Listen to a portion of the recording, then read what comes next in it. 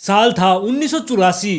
Florida शहर में एक माइकल विलियम्स नाम का व्यक्ति रहा करता, जो अपने ही कॉलेज में पढ़ने वाली लड़की से प्यार कर बैठा। उस लड़की का नाम डेनिस था। डेनिस और वो दोनों एक दूसरे को बहुत ज्यादा पसंद करने लगे, जिसके बाद वो दोनों आपस में रिलेशनशिप में आ जाते हैं। रिलेशनशिप में आने के बाद डेनिस को माइक अपनी माँ से मिलवाने के लिए अपने घर पर लेकर जाता है। वहां पर उसकी माँ को भी डेनिस बहुत ज्यादा पसंद आई और वो जब बाहर कहीं घूमने जाया करते, वहां पर भी अड़ोस पड़ोस के लोगों को भी डेनिस बहुत ज्यादा पसंद आया करती। जो लोग भी उन दोनों को देखा करते, वो सभी लोग यही कहा करते कि ये दोनों कपल बहुत अच्छे लग रहे हैं। लेकिन उन लोगों को ये नहीं पता था कि वो आगे चलकर एक ऐसे केस का हिस्सा बनने वाले हैं जिसके बारे में उन्होंने कभी सोचा भी नहीं होगा। तो क्या हुआ था उनके साथ, आइए जानते इस केस को पूरी तरह से। नमस्कार दोस्तों, मैं हूं अंकित और आज मैं फिर से हाजिर हूं आप सब लोगों के लिए एक और क्राइम स्टोरी लेकर। अगर आप इस चैनल पर नए हैं तो चैनल को सब्सक्राइब कर ले, वीडियो पसंद आए तो लाइक एंड शेयर जरूर करें। तो चलिए चलते हैं आज के एक और इंटरेस्टिंग एपिसोड पर।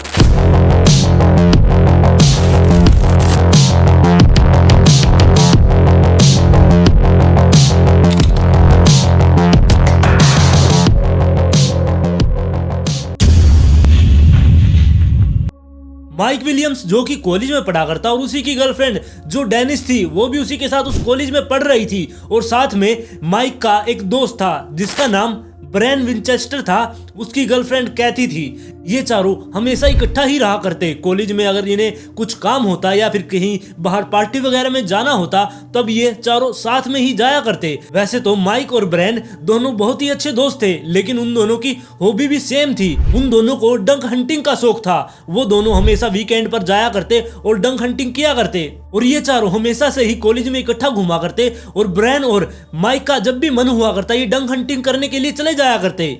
और ऐसे ही धीरे धीरे इनकी जिंदगी कट रही थी और इन्होंने 1988 में अपनी डिग्री पूरी कर ली। इन चारों का कॉलेज पूरा हो गया था और कॉलेज पूरा होने के 6 साल बाद यानी कि 1994 में माइक और डेनिस की शादी हो गई। और दूसरी तरफ जो ब्रायन था उसकी कैथी के साथ शादी हो गई। और माइक अब बहुत ज्यादा पैसे कमाने लग गया था। वो महीने के लगभग $2 लाख कमा लिया करता। और दूसरी तरफ जो ब्रायन था वो भी बहुत अच्छे पैसे कमा रहा था, क्योंकि वो एक इंश्योरेंस एजेंसी में लगा हुआ था। वो लोगों के घर पर जाकर उनका इंश्योरेंस किया करता। और ये ऐसे ही अपने अपने कामों से बहुत ज्यादा खुश थे। और फिर साल 1999 में माइक और डेनिस के घर पर एक लड़की होती है जिसका नाम वो एंसले रखते हैं। और माइक की बेटी होने के बाद उनका पूरा परिवार बहुत ही ज्यादा खुश था।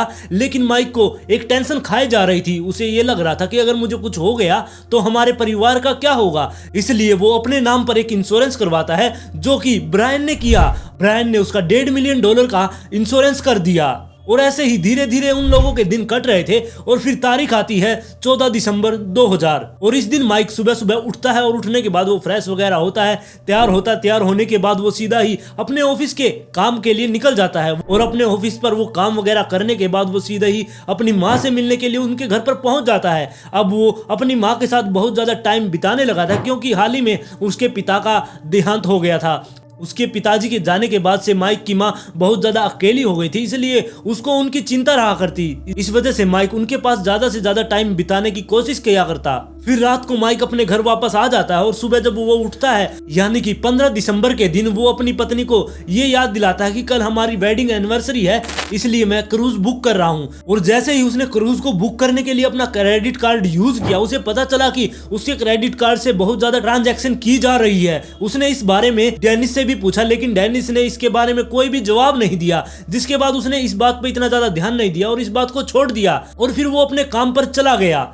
जिसके बाद अगला दिन होता है यानी कि 16 दिसंबर। और 16 दिसंबर की सुबह सुबह माइक उठता है। और माइक उठने के बाद उसे डंक हंटिंग का बहुत ज्यादा शौक था, इसलिए वो अपनी गाड़ी से वो डंक हंटिंग के लिए वो बोट उसके साथ अटैच करता है। अपनी गाड़ी के साथ उस बोट को बांध लेता है और गाड़ी को लेकर वो डंक हंटिंग करने के लिए चला जाता है। वैसे तो वो हर बार ब्रायन के साथ जाया करता, लेकिन आज वो अकेला ही गया था। और जाने से पहले माइक डेनिस से ये कहकर गया था कि मैं बहुत जल्दी वापस लौट आऊंगा, जब तक कि तुम तैयार हो जाना। वैसे तुम तैयार होने में बहुत ज्यादा टाइम लगाती हूँ, इसलिए जब तक मैं आऊं तुम तैयार हो जाना। और ये सब कहने के बाद माइक डंक हंटिंग करने के लिए चला गया और उसके जाने के बाद माइक की पत्नी डेनिस अपने घर पर काम वगैरह उसने किया सारा, अपनी बच्ची को उसने खिलाया, लेकिन वो वेट कर रही थी कि माइक कब आएगा, लेकिन माइक आने का नाम ही नहीं ले रहा था। धीरे धीरे दोपहर भी ढल गई और शाम के 5 बज गए। शाम के 5 बजे उसे जब अपनी पति की बहुत ज्यादा टेंशन होने लगी, उसको बहुत ज्यादा उसकी फिक्र हुई, तब उसने अपने पिताजी के पास फोन किया और उनको बताया कि माइक अपने घर पर अभी तक वापस नहीं आया है। वो डंक हंटिंग करने के लिए सुबह ही अपने घर से निकल गया था, लेकिन वो कह रहा था कि मैं दोपहर तक आ जाऊंगा, लेकिन वो अभी तक नहीं पहुंचा है। इसके बाद डेनिस के पिता भी उनके घर पर आ जाते हैं और वहां पर आने के बाद वो ब्रायन के पास भी फोन करते हैं और ब्रायन और वो दोनों यानी कि डेनिस के पिताजी और ब्रायन दोनों मिलकर वहां पर जाते हैं जहां पर वो दोनों हमेशा से डंक हंटिंग किया करते, यानी कि लेक सेमिनोल पे, जहां पर वो हमेशा डंक हंटिंग किया करते। और ये लेक कोई छोटी मोटी लेक नहीं थी, ये 80 किलोमीटर लंबी लेक थी। इसमें ऐसे ही माइक को ढूंढना बहुत ज्यादा मुश्किल हो जाता उन दोनों के लिए, इसलिए उन्होंने पुलिस को भी फोन करके वहां पर बुला लिया था। पुलिस वाले भी अब उनकी मदद करने के लिए वहां पर पहुंच गए थे। अब वो सारे मिलकर माइक को ढूंढ रहे थे, लेकिन माइक का कुछ भी पता नहीं लग रहा था। इसके बाद पुलिस वालों ने ब्रायन से पूछा कि हमेशा तुम दोनों कहां से डंक हंटिंग स्टार्ट करते हो, वो वाली जगह बताओ। इसके बाद ब्रायन ने पुलिस वालों को वो जगह बता दी। अब पुलिस वाले और जो उनके साथ वो रेस्क्यू टीम आई थी, वो सब के सब उस लेक के अंदर उतर चुके थे और उस लेक को वो अंदर से खोज रहे थे कि उसके अंदर कहीं माइक मिल जाए, लेकिन माइक का कोई भी पता नहीं लग रहा था। और तो और पुलिस वालों ने 2 हेलीकॉप्टर भी वहां पर मंगवाए हुए थे जो ऊपर से लेक में माइक को ढूंढ रहे थे। लेकिन शाम के 7 बज जाते हैं और माइक का कुछ भी अता पता नहीं था कि माइक कहां चला गया। और दूसरी तरफ डाइवर्स भी आ गए थे कि कहीं माइक डूब तो नहीं गया, वो भी उस लेक के अंदर जाकर माइक को ढूंढने लगे, लेकिन उनके भी हाथ कुछ नहीं आ रहा था। वो सभी वहीं पर माइक को ढूंढने में वहां पर लगे हुए थे, लेकिन वो माइक का कोई भी पता नहीं लग रहा था। और ऐसे ही उसे ढूंढते ढूंढते रात के 10 बज गए और रात के 10 बजने के बाद वहां पर बहुत तेज तूफान आ गया और बारिश बहुत तेज आने लगी थी, जिसके बाद सब लोग वहां से अपनी जान बचाकर भागने लगे और वो अपनी अपनी गाड़ियों में जाकर बैठ गए। गाड़ियों में बैठने के बाद वो अपनी गाड़ियों को थोड़ी साइड में लेकर जाते हैं और वहां पर ही वो वेट करते हैं कि तूफान थोड़ा थम जाएगा, उसके बाद हम आगे कंटिन्यू करेंगे माइक को ढूंढने के लिए। और करीब रात के 2-2:30 बजे वो बादल हट जाते हैं, बारिश रुक जाती है, जिसके बाद सभी लोग वापस से बाहर निकलते हैं अपनी अपनी गाड़ियों से। जब वो बाहर आए तब उन्होंने देखा कि बाहर बहुत ज्यादा ठंड हो रखी है, -8 डिग्री का टेम्परेचर जा चुका था। और वो लोग दोबारा से माइक को ढूंढने में लग जाते हैं। जब से ये ऑपरेशन सर्च चला था, मतलब कि माइक को ढूंढने का जो ये ऑपरेशन चला था, उसके 13 घंटे बाद माइक की गाड़ी पुलिस वालों को मिल जाती है और उसके साथ अटैच थी उसकी वो बोट जिसमें वो डंक हंटिंग करने के लिए उस लेक के अंदर जाने वाला था। लेकिन वो बोट तो उस गाड़ी के साथ ही अटैच थी, जिसके बाद पुलिस उस गाड़ी के पास गए और उस बोट को देखा और तब पता चला कि उस बोट का तो इंजन ही खराब है और साथ में ही उस बोट में पूरा का पूरा तेल पड़ा हुआ था, जिससे पुलिस वालों को ये पता चल गया था कि ये बोट तो पानी में उतारी नहीं है, ये बोट यहीं की यहीं पर है। अब पुलिस वालों को इतना तो पता चल गया था कि यहाँ पर माइक के साथ कोई ना कोई हादसा तो जरूर हो गया है, लेकिन अब पता नहीं कि उसके साथ ऐसा क्या हुआ है कि वो एकदम से गायब हो गया। और दूसरी तरफ जो उसकी पत्नी थी यानी कि डेनिस और उसका दोस्त ब्रायन, वो पुलिस को बार बार ये कन्विंस करने में लगे हुए थे कि आप अपना काम अच्छे से करिए। वो दोनों मानने को तैयार ही नहीं थे कि माइक के साथ कुछ हो भी सकता है। और पुलिस वाले अपना काम जारी रखते हैं और ऐसे ही वो 3 दिन और निकल जाते हैं। अब पुलिस वाले ये नहीं सोच रहे थे कि हमें माइक को ढूंढना है, अब वो ये सोचने लगे थे कि माइक तो मर चुका है, हमें बस उसकी डेड बॉडी ढूंढनी है। पुलिस वालों के हाथ भी कुछ नहीं लग रहा था, लेकिन पुलिस वालों ने अपनी ही एक थ्योरी बना ली। उन्होंने कहा कि माइक यहाँ पर आया होगा और उसने जो डंक हंटिंग करते हुए वो सूट वगैरह पहनते हैं और उस सूट के साथ वो बहुत बड़े बड़े जूते पहने जाते हैं, यानी कि वो उस लेक के अंदर गया होगा और उसके सूट के अंदर पानी भर गया होगा, जिसकी वजह से वो वहां पर डूब गया। लेकिन अब सवाल ये उठता है कि अगर वो वहां पर डूब गया तो उसकी बॉडी कहां गई। और इस बात पर भी पुलिस वालों ने एक और नई थ्योरी बना दी। उनका कहना था कि इस लेक में बहुत सारे मगरमच्छ है, उन मगरमच्छों ने उसको खा लिया होगा। और ये बात होने के बाद माइक का फ्रेंड ब्रायन भी इस बात को एक्सेप्ट कर लेता है कि उसके फ्रेंड की मौत हो गई है। और दूसरी तरफ जो माइक की पत्नी थी यानी कि डेनिस, वो भी इस चीज को एक्सेप्ट कर लेती है। लेकिन जो उसकी माँ थी यानी कि माइक की माँ थी, उसको ये बात हजम नहीं हो रही थी। उसे ऐसा लग रहा था कि उसका बेटा मारा नहीं जा सकता, इसलिए उसने अपने ही पैसों से एक एक्सपर्ट को हायर किया और उसको इस केस में लगा दिया। और एक्सपर्ट ने आते ही पुलिस वालों की वो माइक को मगरमच्छ को खाने वाली थ्योरी को तो झूठा साबित कर दिया। उसका कहना था कि माइनस में टेम्परेचर जाने के बाद एक तो मगरमच्छ खाना छोड़ देते हैं और दूसरा, अगर माइक को मगरमच्छ खा जाते, उसे अगर मगरमच्छ ने खा लिया था तो उसके कपड़े वगैरह जो कि प्लास्टिक के थे, जो उसने वो सूट पहना हुआ था वो तो प्लास्टिक का था, वो तो ऊपर आना चाहिए था, वो तो हमें कहीं ना कहीं से मिलना चाहिए था, लेकिन वो भी कहीं पर नहीं मिल रहा था। और इन सब के बाद 44 दिन तक वहां पर सर्च ऑपरेशन चलता है, लेकिन पुलिस वालों के हाथ कुछ भी नहीं लग रहा था। पुलिस वाले अभी भी खाली हाथ थे। और दूसरी तरफ उसके परिवार वाले यानी कि डेनिस और उसका दोस्त ब्रायन ये सब मान चुके थे कि माइक की मौत हो चुकी है। और फिर अचानक से पुलिस वालों को उस लेक से माइक की जैकेट मिल जाती है और उस जैकेट के अंदर पुलिस वालों को माइक का हंटिंग लाइसेंस मिलता है और एक फ्लैश लाइट मिलती है। और हैरानी की बात तो ये थी कि ये चीजें 6 महीने से उस लेक के अंदर थी, लेकिन जो लाइसेंस था वो भी ठीक से पढ़ा जा रहा था और जो वो फ्लैश लाइट थी वो भी ठीक से काम कर रही थी। और इस जैकेट के मिलने से ही पुलिस की वो वाली थ्योरी फ्लॉप हो गई कि उन्होंने कहा था जो कि उसको मगरमच्छ ने खा लिया, क्योंकि अगर माइक को मगरमच्छ खा लेते तो उसकी जैकेट के साथ भी कुछ ना कुछ कटा फटा उसका जैकेट भी होता, उसके साथ जो सामान मिला है उनको भी कोई ना कोई नुकसान तो पहुंचा होता। और जो पुलिस ने वो 44 दिन का सर्च ऑपरेशन चलवाया था उसमें भी पुलिस वालों ने एक एक चीज को बड़े ध्यान से वहां पर ढूंढा था, लेकिन उस टाइम पर तो पुलिस को वहां पर कुछ भी नहीं मिला। लेकिन ये एकदम से इस लेक के अंदर ये जैकेट कहां से आ गई? पुलिस वालों को ये तो पता था कि यहाँ पर कुछ ना कुछ गड़बड़ जरूर है, लेकिन उनके हाथ कोई भी सबूत नहीं लग रहा था ताकि वो आगे कार्रवाई कर सके। और फिर ऐसे ही धीरे धीरे ये केस ठंडा हो गया। फ्लोरिडा में एक रूल है, यानी कि कोई आदमी अगर 5 साल से मिसिंग चल रहा है उसके बाद उसको डेथ सर्टिफिकेट दे दिया जाता है, यानी कि उसको मरा हुआ मान लिया जाता है। और 5 साल से पहले उसको जिंदा माना जाता है, लेकिन 5 साल पूरे होने के बाद उसे ये घोषित कर दिया जाता है कि वो मर गया है। लेकिन इस केस में ऐसा नहीं हुआ। माइक के 6 महीने गायब होने से ही पुलिस वालों ने उसकी पत्नी को माइक का डेथ सर्टिफिकेट दे दिया। और ऐसा इसलिए हुआ जो कि माइक की पत्नी थी यानी कि डेनिस, उसने अथॉरिटी से रिक्वेस्ट की थी कि माइक तो मर गया है, उसका डेथ सर्टिफिकेट आप हमें दे दीजिए। जिसके बाद अथॉरिटी ने उसकी बात को मान लिया और उसको डेथ सर्टिफिकेट दे दिया। और माइक के सारे परिवार ने ये मान लिया था कि माइक अब मर चुका है, लेकिन उसकी माँ को अभी भी ये लग रहा था कि उसके बेटे के साथ कुछ ना कुछ तो गलत हुआ है। उसका ऐसे ही एक्सीडेंटली उसकी मौत नहीं हुई है,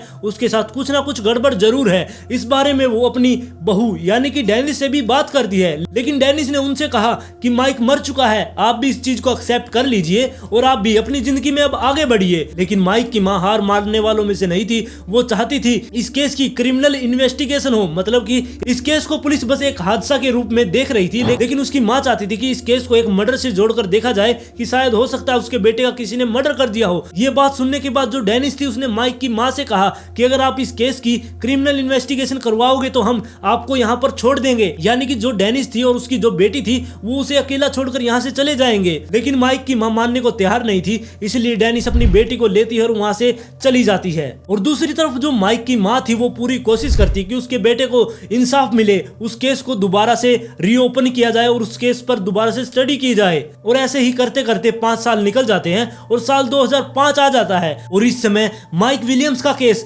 दोबारा से लोगों की जुबान पर आ जाता है और इसके पीछे का एक कारण था, एक लव स्टोरी। जी हाँ, मैं बात कर रहा हूँ उन 2 प्रेमी जोड़ों की, मतलब कि जो अब प्यार में पड़ चुके थे, यानी कि ब्रैन विंचेस्टर और डेनिस। जी हाँ, माइक की पत्नी डेनिस और उसका जो बेस्ट फ्रेंड था यानी कि ब्रैन, अब इन दोनों ने आपस में 2005 में शादी कर ली थी। और दूसरी तरफ कैथी ने यह भी कहा कि मुझे पहले से ही पता था कि इन दोनों के बीच में कुछ चल रहा है, इसलिए मैंने ब्रैन को तलाक दे दिया। और तलाक होने के तुरंत बाद ही ब्रैन ने जाकर डेनिस से शादी कर ली। और माइक की माँ को भी पता था कि उसके पीछे से ये सब क्या हो रहा है, इसलिए माइक की माँ ने इन दोनों के बारे में लिखकर मीडिया में दे दिया, जिसके बाद से मीडिया वालों ने इनके ऊपर डॉक्यूमेंट्री, न्यूज वगैरह सब कुछ चला दिया। माइक की माँ के इतने ज्यादा मेहनत करने के बाद ये केस दोबारा से 2008 में रीओपन हो जाता है। और इस केस को ओपन करने का सबसे बड़ा कारण था एक इंश्योरेंस पॉलिसी, क्योंकि माइक के मरने के बाद जो उसकी 1.7 मिलियन की पॉलिसी थी वो डेनिस को मिल गई थी। और अब डेनिस और उसका पति यानी कि ब्रायन, अब ये दोनों उसके पैसों को उड़ा रहे थे। और इस इंश्योरेंस को करने वाला और कोई नहीं, ब्रायन खुद ही था। और ये केस उस टाइम पर बहुत ज्यादा फेमस हो गया, जिसके बाद एक आदमी पुलिस के पास आता है और उसने आकर पुलिस वालों को बताया कि उस दिन लेक पर मैंने माइक के साथ एक आदमी को और देखा था। जिसके बाद पुलिस वाले 5-6 फोटो बाहर निकालते हैं और उस आदमी को दिखाने लग जाते हैं, जिसके बाद उस आदमी ने उसको पहचान लिया था, जिसको उसने माइक के साथ देखा था वो और कोई नहीं, उसका बेस्ट फ्रेंड ब्रायन था। और धीरे धीरे ये केस ऐसे ही चलता रहता है, इसकी तहकीकात होती रहती है। और फिर फिर साल 2012 आ जाता है। 2012 में जो वो दो दिल मिले थे, यानी कि ब्रायन और डेनिस जो मिले थे, अब उन दोनों के बीच में लड़ाइयाँ शुरू हो गई थी। उन दोनों की लड़ाई होने की वजह से अब वो दोनों अलग अलग रहने लगे थे। और इसके 4 साल बाद यानी कि 2016 में डेनिस और ब्रायन का डिवोर्स हो जाता है। और डेनिस जो थी वो एक यूनिवर्सिटी में जॉब किया करती। जब वो एक शाम को अपनी जॉब से वापस घर आ रही थी, वो अपनी गाड़ी स्टार्ट करती है और उसके अंदर बैठकर गाड़ी को चलाती है। तभी उसके पीछे से एक हाथ आता है, उस हाथ में एक गन थी और वो हाथ किसी और का नहीं, ब्रायन का था। ब्रायन ने डेनिस से कहा कि मैं तुमसे बहुत ज्यादा प्यार करता हूँ, मैं तुम्हें छोड़ नहीं सकता, तुम भी प्लीज मुझे छोड़कर मत जाओ। अगर तुम मुझे छोड़कर चली जाओगी तो मैं तुम्हें यहीं पर मार दूंगा और खुद भी मर जाऊंगा। जिसके बाद डेनिस को लगा कि ये सच में कहीं मुझे मार ना दे, इसलिए वो उससे कहती है कि ठीक है, मैं तुम्हें छोड़कर नहीं जाऊंगी। और जो ब्रायन था उसने डेनिस से कहा कि जहां मैं तुम्हें गाड़ी ले जाने के लिए कहूं तुम वहीं पर गाड़ी ले चलो। और जहां पर ब्रायन ने बताया था वो वहीं पर गाड़ी लेकर चली जाती है। और वहां पर जाने के बाद डेनिस ब्रायन से कहती है कि तुम नीचे उतरो, हम यहाँ पर बात करते हैं। और ब्रायन जैसे ही गाड़ी से नीचे उतरता है और वैसे ही डेनिस गाड़ी को लेकर वहां से भाग जाती है। वहां से भागने के बाद ब्रायन उसको फोन भी करता है कि तुम पुलिस के पास मत जाना, मैं तुम्हें दोबारा से परेशान नहीं करूंगा। लेकिन वो रुकने वाली नहीं थी, वो सीधे ही पुलिस वालों के पास चली गई और उसने पुलिस वालों को सब कुछ बता दिया। जिसके बाद पुलिस ने ब्रायन के ऊपर किडनैपिंग का चार्ज लगा दिया। और फिर पुलिस जाती है ब्रायन के घर पर, वहां से ब्रायन को उठाती है और फिर सीधा ही उसे अदालत में पेश किया जाता है, जहां पर उसे 20 साल की सजा हो जाती है। और 20 साल की सजा होने के बाद पुलिस वालों ने सोचा कि शायद हो सकता है कि जो माइक का केस पेंडिंग पड़ा है वो भी यहीं से सॉल्व हो जाए। इसलिए वो ब्रायन के पास जाते हैं और उससे पूछते हैं कि तुम दोबारा से हमें सच सच बता दो कि उस सुबह वहां पर क्या हुआ था। हम कोर्ट में जाकर जज साहब के सामने विनती करेंगे तुम्हारी सजा कम करवाने की। लेकिन 2 दिन तक तो ब्रायन कुछ भी नहीं बोला। फिर एकदम से उसने सब कुछ सच सच बता दिया। और जो उसने बताया वो सुनकर पुलिस वालों को समझ आ गया था कि ये एक बहुत बड़े धोखे, एक षड्यंत्र की कहानी थी। तो इस केस को पूरी तरह से जानने के लिए हमें स्टार्टिंग में जाना होगा। मतलब कि जब ये चारों इकट्ठा रहा करते, ये कहीं पर भी जाया करते तो ये इकट्ठा ही जाया करते। तब ऐसे ही एक दिन ये चारों इकट्ठा होकर एक पब में गए थे और उस पब में ये चारों एक ही टेबल के ऊपर बैठे थे।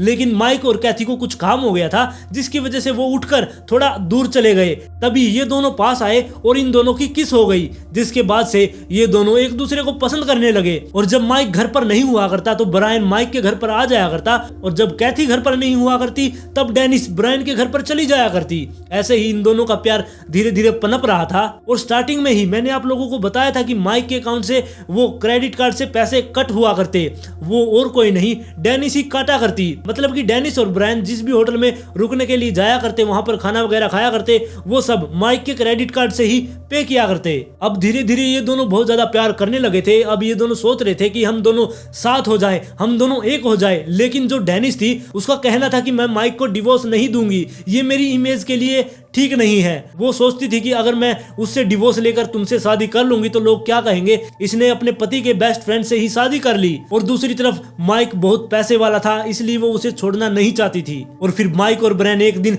हंटिंग के लिए उस लेक में जाते हैं और वहां पर माइक अपनी बोट से उस लेक के अंदर गिर गया, जिसके बाद ब्रायन ने उसको बचाया और उसको बाहर निकाला। और उस दिन से ही उसे आइडिया आ गया कि इस माइक को कैसे मारना है। फिर वो 16 दिसंबर के दिन, उस दिन सुबह सुबह ब्रायन उसके घर पर आया था, यानी कि ब्रायन माइक के घर पर आया था और वही उसको डंग हंटिंग करने के लिए साथ में लेकर गया था। और वहां पर जाने के बाद माइक को उसने पीछे से धक्का दे दिया, माइक उस पानी के अंदर गिर गया। माइक अंदर तो गिर गया था लेकिन वो डूब नहीं रहा था, उसने देख लिया था कि ब्रायन ने उसको धक्का दिया है। अब ब्रायन के पास कोई भी ऑप्शन नहीं था, वो अपनी गन को निकालता है और माइक पे गोली मार देता है। अब माइक के गोली लग चुकी थी, इसलिए उसको डूबा हुआ तो वो नहीं दिखा सकता था, इसलिए उसको बाहर निकालता, वापस से अपनी बोट के ऊपर रखता है और किसी सुनसान जगह जाकर उसको गाड़ देता है। और ये सब बताने के बाद पुलिस वहां पर जाती है जहां पर ब्रायन ने बताया था कि माइक को वहां पर गाड़ रखा है। वहां पर जाने के बाद पुलिस वालों ने खुदाई की, वहां पर हड्डियों के अवशेष मिले। उन हड्डियों को लेकर पुलिस वाले हॉस्पिटल गए,